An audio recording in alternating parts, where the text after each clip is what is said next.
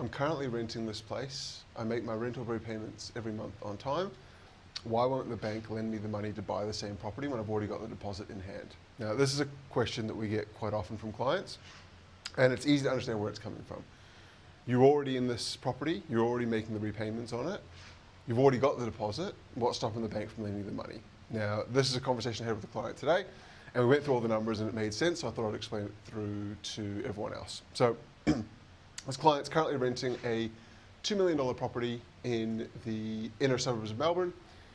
Rent is about $5,500 a month, or about $66,000 a year, which is just over a 3% rental yield, which is pretty standard for, I guess, blue chip properties, houses in the inner suburbs of Melbourne and Sydney.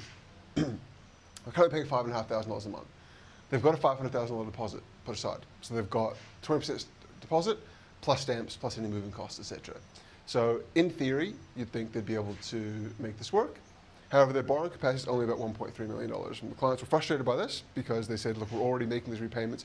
We already live here. Why would the bank not lend this money? And the reason for that is that with interest rates the way they are and rental yields the way they are, it's often cheaper to rent than it is to buy. And this is a perfect example of this. So for these clients, their rent was $5,500 a month. For the same property, if they were to pay a mortgage on a $1.6 million loan, assuming about a 5.6% interest rate, they would be paying about $9,200 a month.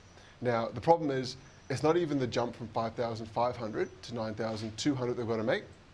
The banks also apply a sensitivity buffer of 3% typically.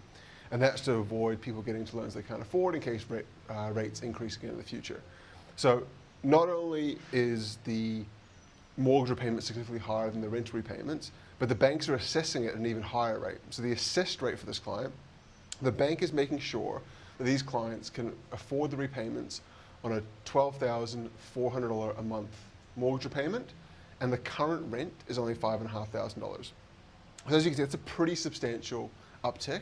Clients need to find effectively an extra $7,000 a month post-tax in order to make the jump from renting this property to, and breaking even, to buying this property and satisfying the bank buffers. Now, clients aren't currently breaking even. They've obviously saved a pretty good deposit, so it's closer for them than that $7,000 gap.